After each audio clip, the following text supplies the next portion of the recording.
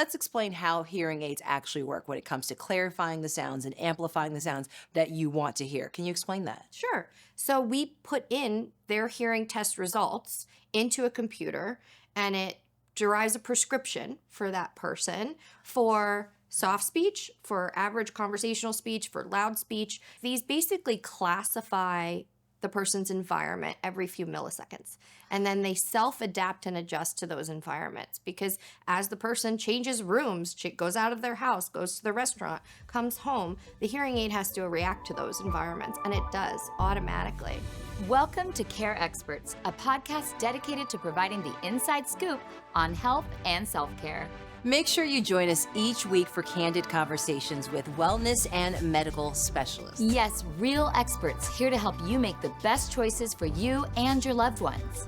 I'm Melissa, a native Texan living in Atlanta. And I'm Selah, a Californian through and through, and we're your co-hosts. That's right. We're both proud moms here to have meaningful conversations with experts from all over the country who empower, inform, and inspire. From cosmetic to dental and vet to vision, this is Care Experts.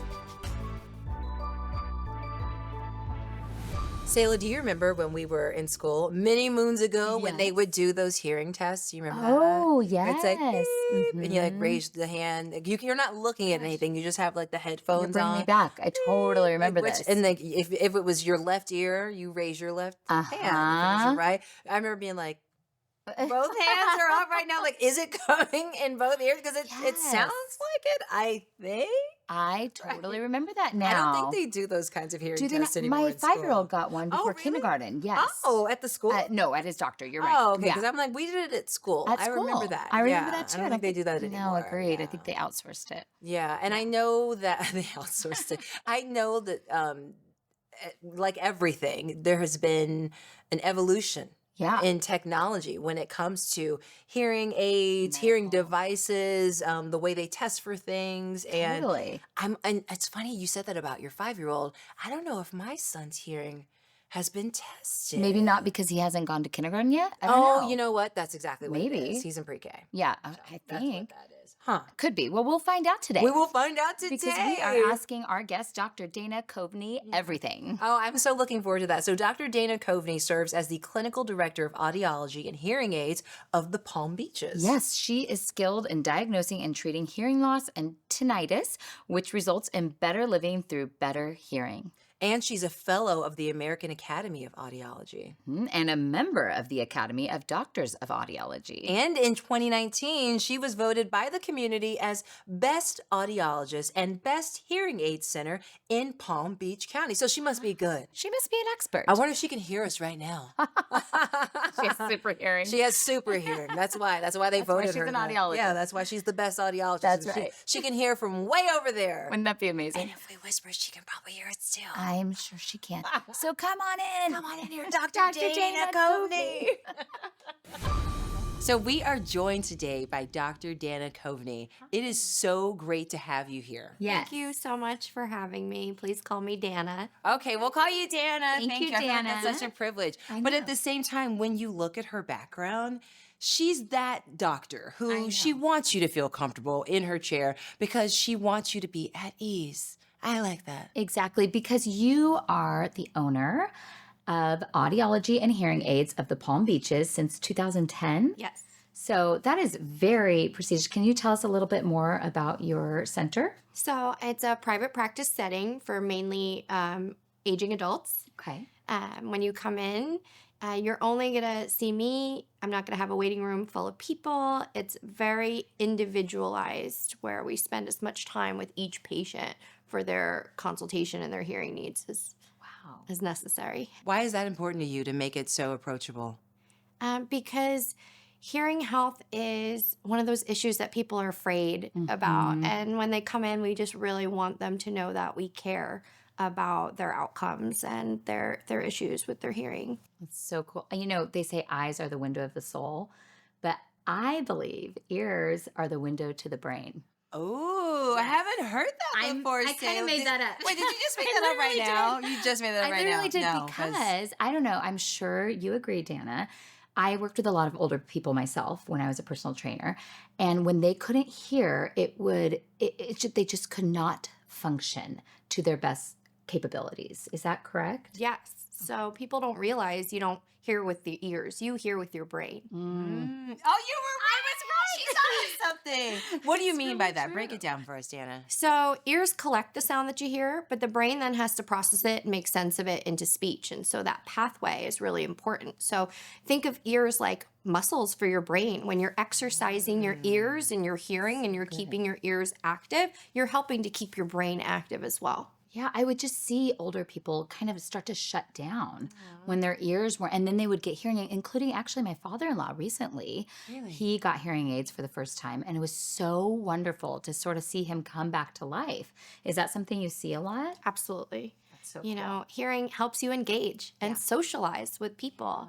And when you don't hear well, some people start to withdraw from those environments because they get embarrassed if they say the wrong thing or if they have to ask to repeat or mishear. And so a lot of them do start to stop engaging or self-isolate. What made you want to study audiology in the first place? Yeah. So it's just a very interesting field. I got my undergrad in audiology and speech pathology, then went on to get my doctorate in audiology because I love the field where it's medical and I'm face-to-face with patients on a daily basis, but there's also a technology aspect with hearing aids and computers. And so merging those two was really interesting. How have you seen the technology evolve in the time from when you were an undergrad to now owning your own practice? Oh, it's night and day. Really? How so? Think of a iPhone 1 compared to an iPhone that's such a good 15. example. Right. As the technology changes, I mean, hearing aid manufacturers spend billions on research and development to enhance the technology and how they're functioning and working for the patients. So even I think in the past 5 years, we've seen a significant jump in the technological advances. It's amazing. Well, you think about the first hearing aid being that big old thing. Remember in cartoons and things they have that. What do they call horn? The horn, yeah. Oh, I'm like, wait, what? Then there was the body aid, which was actually a physical, looked like a little speaker box with the. No Oh my way. God. Oh, I feel like I remember that. Okay, yeah. And then they've just gotten smaller, Smaller, lighter, and smaller. more advanced. Yeah. Here's a question for you. How many people would you say are going to need hearing? Is it most people? Is it a significant ratio or percentage? Of the population. Yeah. So hearing impairment is a really common health issue as we age. So the likeliness of hearing loss gets increased as we get older. Okay. So you think most of the population will need hearing aids as they age, or? At age 75, it's probably 50-50. Past age 80, it's probably about an 80% chance of hearing loss. What is it that is causing that increase in hearing impairment? Is it just the aging? Is it the environments we're in? Is it AirPods? Like, just, I mean, technology is increasing, but it can have some detrimental effects on your health. Is it all of those? It's many factors, including aging. People don't know that hearing loss can run in families, so there's a genetic component as well.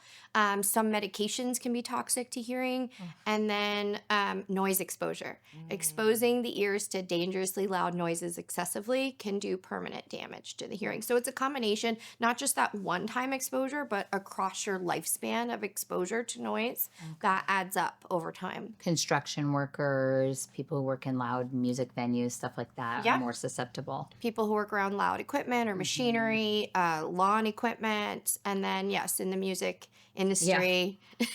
Oh my goodness. So if we know that it is, I guess, somewhat imminent for almost all of us to have some type of hearing impairment, should we be so fortunate to reach the age of 75 and beyond, what are some things that we can do now to help protect ourselves? So hearing protection against anything dangerously loud is really the only preventative measure for hearing loss. Wearing earplugs, ear muffs, if you know you're going into a dangerously loud environment. Well, how loud is too loud? Yeah, how do you know? So there's a certain threshold of loudness that can cause hearing damage, and then however long you're in that environment and how loud it is, it depends on the level of exposure. So for instance, your vacuum cleaner, that if you run that 24 hours a day, could never damage your hearing.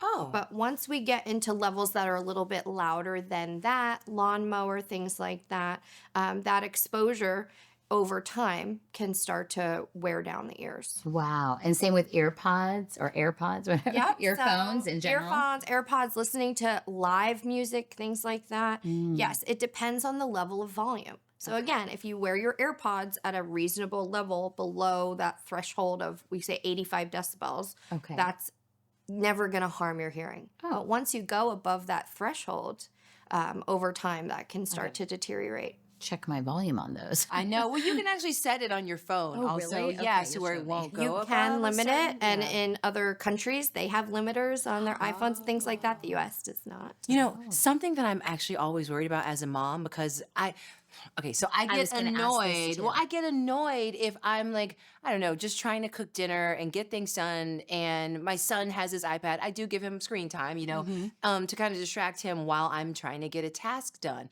I almost always make him put his headphones on. Now, these are over the ear headphones. I don't allow him to wear anything that goes inside of his ear. He's 5.5 years old, but I can sometimes hear it outside of his headphones, and I'm like, hey, that's too loud, buddy. If mommy can hear it over here in the kitchen, that's too loud. Exactly. If you can hear things coming out of their headphones, it's probably too loud. It's too loud.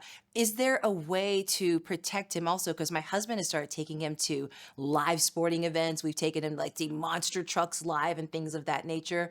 At that young age, I'm sure we've got to find a way to protect his ears. Should I be doing an over-the-ear headphone or something like that? Oh, for real? So all those live sporting events and monster truck events could be almost at fireworks or gunshot level volume. Fireworks? Oh my gosh, The 4th of noise July. canceling Yeah. headphones. Yep. So even earmuffs, earplugs, what those do is you could still have a conversation. So you can go enjoy the event, but it just brings the volume down to safe listening. Okay. So that Now, as far as going back to older adults like my father-in-law and how I noticed him really retreating, what is the first step for someone like that to go get their ear fit? I remember he went and got his ear fitted. They fit the hearing aids to him.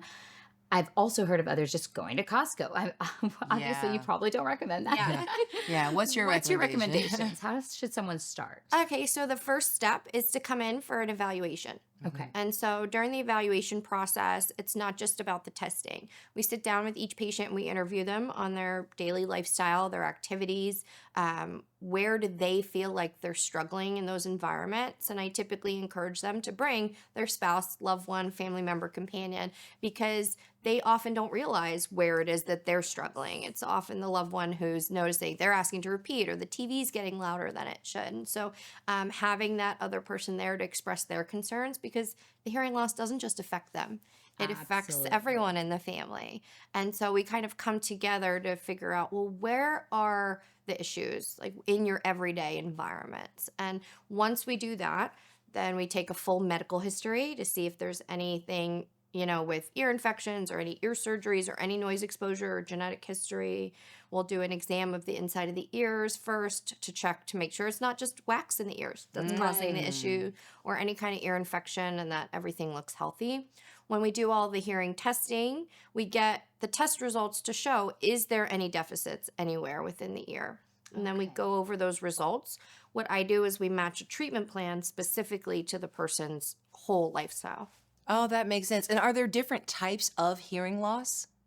There are different types of hearing loss. There's also they? different degrees of hearing loss as well. Break that down for us, Yes. Dana. Okay, what are the types of hearing loss and the there's- different degrees of hearing loss? Yeah, so 90% of the time, the hearing loss is called sensory neural, which means it's permanent damage to the inner ear that can't be surgically or medically cured or reversed. Okay. 10% of the time, there could be what's called conductive or mixed hearing loss, meaning there's some sort of infection or blockage or malformation inside the middle ear that's causing an extra overlay. They could have both the sensory neural and the conductive component, or one or the other as well, in which we would send them to get a medical evaluation, like at an ENT office. But 90% of the time, hearing loss is not curable. Wow. But the good news is it is treatable. So what kind of treatments do you offer for hearing loss? So the only treatment currently are using hearing devices, and they are little mini computers that are prescribed to each person's ears. And so once we get the test results, we know what levels they're not hearing proficiently, and then we adjust each device to compensate for that. Oh, wow. And from what I understand with my father-in-law, it was custom made for his ears. Yep. Wow, that's amazing. And then he had to go back for them to like test it and say, well, did you feel like you heard too much or not enough, right? Exactly. So those real world adjustments are really important. I equate hearing treatment more like physical therapy. So it's not like when you get your eyeglasses, you get your prescription, see you in 1 year. We're going to spend weekly visits together, optimizing, adjusting, and tuning the devices, because they're going to go out to their environment with their own TV, with their own family members, and see how they're working. And if they're not working well, we adjust and we tune based on their real world issues. So when is the best time, maybe age, I guess, if you haven't really noticed much of a change yet, should we be getting annual hearing tests, and when should that start, if at all? I mean, there's no wrong time. It depends on your history, but usually we say age 50 and up should start to evaluate the hearing, or if you feel like there's issues in your quality of life with your hearing, then you should come get checked out. It's quick, it's painless, it's not like the dentist. And that's amazing. And what kind of different types of hearing aids are there? His are in the ear, my father-in-law's, but are there, I remember seeing behind the ear ones before. There are all different types. Oh, okay. Tell us. So there's ones that fit completely in the ear that are invisible to the naked eye. There are ones that fit a little bit bigger inside the ear that are custom made, custom molded. We have different behind the ear styles as well. Every hearing aid's going to have a pro, a con, you know, during the consultation process, when we pick what we think is going to be the best for that patient's needs, we go over all of those different options, but it's not the patient's job to know, you know, what's out there and which one they should get. It's really the audiologist. And I go back for training every few months. Wow. New devices, new technology comes out. So we have to stay on top of all the latest. And then I can make the best recommendation for each patient. What are some of the symptoms to look out for if you feel like, okay, I might need to go have my hearing checked? If you are finding it difficult to follow along in group conversation, or when there's some background noise present, being able to distinguish the words, if you're turning the TV up louder than you used to, or if you're asking people to repeat what they say, or get some ringing in the ears, those might be indicators like to get your hearing tested. Wow. And going back to the types of hearing aids, I've heard that there are some that are Bluetooth activated, or you can remotely, can you explain how that works? Yeah, so some hearing aids have a feature of Bluetooth streaming. So just like your AirPods stream, when somebody calls you on the phone, you can answer the call on the hearing devices. I know someone who has one of those. Oh my gosh. The person's voice comes into both ears. So it's like hearing with both ears is automatically better because you get more understanding. It's calibrated for your hearing loss. You can stream music, audiobooks. So you don't need your earpods. Correct. They are earpods as well. Some have fitness tracking. They do step tracking. They have live language translation and some hearing aids. And I have a patient who's a nurse who, if they have a Spanish-speaking patient in the hospital, they can live translate what the patient is saying into their ear. Like that's incredible. Yeah. That's amazing. Wow. Where do you see the future of this technology going? Because as you've said, I mean, it is, even just in the last 5 years, you've seen it explode. Where do you see it going? I just think they're trying to mimic the natural ear as much as possible, because hearing aids are not normal hearing. It is amplified. It is a treatment. So trying to naturalize the hearing, and then hearing in background noise is everyone's #1 complaint, and just enhancing more of the features and how the hearing aid can analyze, well, what is noise, what's important and what's not, and how to separate them has improved, but I think there's much more room to go. I mean, my natural ear does not translate. But. No, it does not. It does not. Or pick up calls. Wow. So let's explain how hearing aids actually work when it comes to clarifying the sounds and amplifying the sounds that you want to hear. Can you explain that? Sure. So we put in their hearing test results into a computer, and it derives a prescription for that person for soft speech, for average conversational speech, for loud speech, for reducing ambient background noise, for wind noise, for sudden sounds. So these basically classify the person's environment every few milliseconds. And then they self-adapt and adjust to those environments, because as the person changes rooms, goes out of their house, goes to the restaurant, comes home, the hearing aid has to react to those environments, and it does automatically. So there's an app for that, I'm assuming. There's an app. Wait, so does it like update too? Like, does it, you know what I mean? Like the way your phone has a software updates and things there of that nature? There are software updates, firmware updates that we do in the hearing aids. But yes, there is also an app for some hearing aids where if they are in a restaurant and they're like, oh, let me turn these down a little, they can in real time unbelievable. adjust for that. Did you used to have to do that manually before computer? Did you do that back in? Yes. So back in the day? When the patient was changing situations or environments, they used to have to press a button on the hearing aid to say TV mode or restaurant mode or everyday mode. And so we were programming in those different adjustments, and then the patient was adjusting them manually. Wow. Recently on one of the seasons of The Bachelor, there was a young woman who had a cochlear implant, I believe. What is a cochlear implant? And she mentioned on the show that she had started losing her hearing later in life, I mean, in her 20s. But you know what I'm saying. And she knew it was going to get progressively worse. And so what is a cochlear implant? So your inner ear organ is called your cochlea. That collects all the sound that you hear and then sends it to the brain. And the cochlea has nerves inside of it. And each nerve is tuned to different pitches that you can hear. When there's so much damage to those nerves inside the cochlea that even wearing a hearing aid transmitting through that damage doesn't do any good for speech understanding because of the damage is so significant, they actually implant electrodes directly into the hearing nerve to the brain to stimulate, to kind of overcome that loss in the cochlea. Wow. That's amazing. How would someone get that much damage to their ear? Is it genetic? It varies. It can be genetic. It can be something they were born with or something that deteriorates rapidly over time. That's what this young lady was experiencing. Because of the area that you're in, your demographic trends older, I'm assuming, yes? It varies. Oh, really? I have 20-year-old patients. I have 90-year-old patients with normal hearing. And so you can't really tell all the time. But yes, typically age 50 and up for the most part is my demographic with hearing. What is it like for you as a doctor when you see someone come in who has been experiencing hearing loss or just isn't hearing at the optimal level for the lifestyle that they're living, and then you're able to get them to a point where they can have a fuller life? How does that feel for you as a doctor? It's life-changing. To see the effects of better hearing, there really is no bad side effects of wearing hearing aids. No, of course not. And people wait a really long time to actually get treatment. Most people are waiting 5 to 7 years from when they start experiencing issues to actually coming in and seeking help. And so we as a profession, we're trying to cut that time down significantly because we see the benefits all day, every day, because they literally don't know what they're not hearing. They literally don't know what they're missing out on. And when they get it back, that impact on their life and their family's life and that quality of life is really significant. What would you say to someone who is reluctant to have their hearing checked and, as you said, sometimes waiting 5 to 7 years? What would you say to that person out there who knows they probably need some assistance? I always say just come get a baseline. You know, come in for that initial testing so that you can know what your levels are. And then we go from there.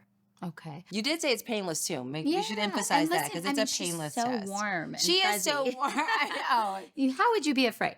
Are there over-the-counter hearing devices? I know I joked about Costco, but I really have heard about people going to Costco. I've seen it. Yeah. What do you think about all that? So what I do is a little bit different because everything's prescriptive. FDA did approve an over-the-counter category of hearing devices. What that is for patients who are perceiving a mild to moderate impairment themselves, who say they might need some situational help. I just want a little boost for TV, or when I go out into restaurants, it's something that they order directly, that they adjust it themselves, they fit it on themselves. And so it kind of takes the audiologist out of that process. But if we call it a starter device, that maybe they see some effects of enhancement with a little bit of amplification, and then when they're ready, come in for something more prescriptive. Kind of like when you get cheater readers to start off. Yes. You know, at CVS just to get a little bit of help. And then when you actually need to see a doctor or an optometrist to get, you know, prescriptive eyewear, it's the same type of thing. That totally makes sense. Yeah, that makes sense. More customized. Yeah. What types of assistive listening devices are available? There are many for mostly TV help. You know, if somebody's turning up the TV way too loud, they can get something to help enhance for television that'll stream directly, like through the hearing devices. And the companion can have the TV on mute or whatever level's good for them. Okay. We also have mini microphones, so you can place something on the table that'll kind of filter out more noise, that'll focus in more on group conversation. Oh, that's cool. Okay. Okay, what are FM systems and infrared systems or induction loop systems? What are all these systems? Those are assistive devices. We used to use FM a lot with classrooms. Okay. So a teacher could wear a device and then stream to their students hearing aids that had FM built in. Oh, cool. We are moving more towards that Bluetooth technology. And being able to stream a little bit better and clearer at bigger distances using Bluetooth versus FM or infrared or telecoil. There's a new technology called Auracast coming out. Auracast is made by the company Bluetooth, and it's going to be in every airport and every theater and every classroom. And if the person has Auracast Bluetooth built into their hearing aids, they could go into their Auracast mode and hear what the speaker is saying in the front of the room, or click on whatever gate they're at the airport, and it'll hear the announcements through their hearing aids. So that advances It is incredible. they're coming very soon. Sometimes I feel like people will think that it's cost prohibitive because it can be expensive, especially if insurance doesn't cover it. Does insurance cover it? Most insurance companies do not cover hearing devices. For most, it's out of pocket. Medicare Part B does not cover hearing devices. So what are some of the ways people can afford these? Do patients often use the CareCredit credit card? Yes, I offer CareCredit in my office as an option. And it gives you the promotional financing so people can really pay it over time. Exactly. Instead of paying one lump sum, you know, which again makes it more accessible. And then if you're trying to improve your quality of life, I mean, it's vital that you're able to hear. Yeah, absolutely. What's the price range? And I know it must be wide because it varies. It really does. Does it go like into the tens of thousands, or are we looking like that? It's not quite that expensive. It's not that quite expensive. that expensive. Okay. Yeah. What's a baseline price you could give? It varies between $3,000 for a pair, and that's for two, up to about $7,500 for a pair. Okay.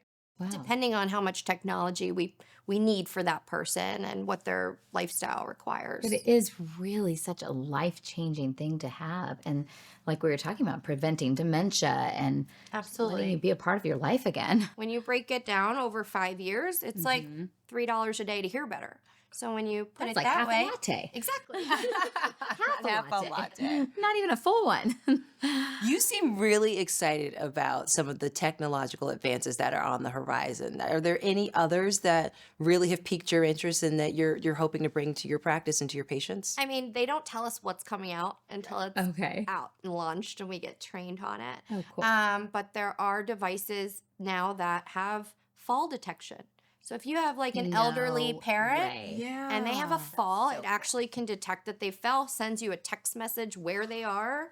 They can call emergency services. So it kind of has that life alert built in. So that's extra protection if you don't live near your older parent, to have that kind of safety and peace of mind. That's exactly what I was thinking, was peace of mind. Yeah. Well, falling is literally the worst thing that can happen to an And older hearing person. loss and left untreated, they're more likely to have a fall. That's right. That's Because true. they're less aware of their surroundings. We're missing those subtle cues that the Well, hearing and gives you. Doesn't hearing affect your balance? Yeah. I was just thinking that affects your Yeah. equilibrium, really. Like walking around and you're not even able to detect like all the noises around you, or even maybe your own footsteps. I mean, just everything around Exactly. you. Hearing is vital. I have a selfish question to ask you before we get into our favorite segment. I had ear tubes as a kid.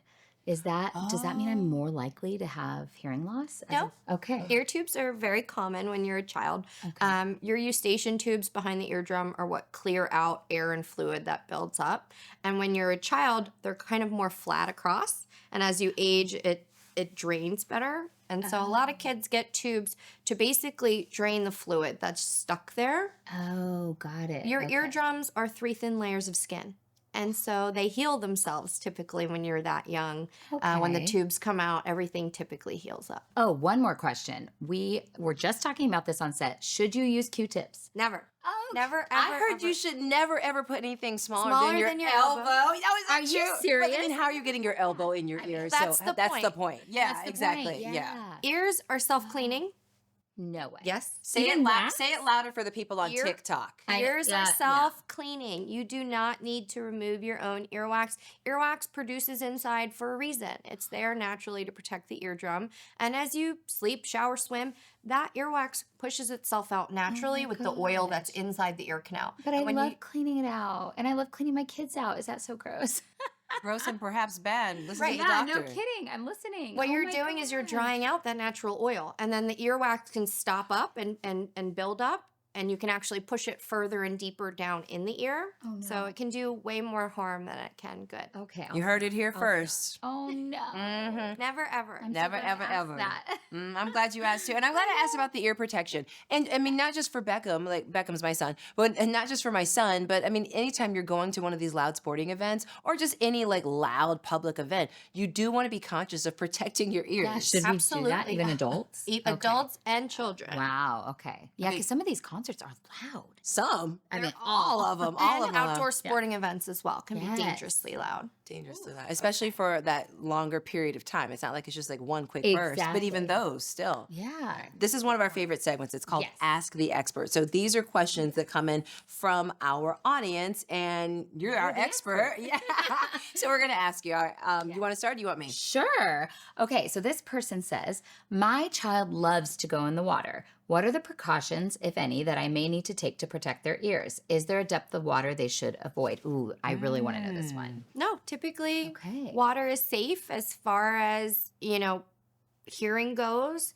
If that water has some bacteria in it, that's a different story if it gets infected or swimmer's ear and things like that. But no, Okay, water's great. typically very safe for children. And no certain depth that we should be concerned about. No. Okay. All right. This person says, in my teenage years, I blasted music in my car and often attended many loud concerts. Is it inevitable that hearing is permanently damaged? Well, like I said, noise exposure is that only preventable form of hearing loss that we have. So you want to protect the hearing now, moving forward. There's nothing you can do about what's already happened in the past. But hearing loss comes on cumulatively.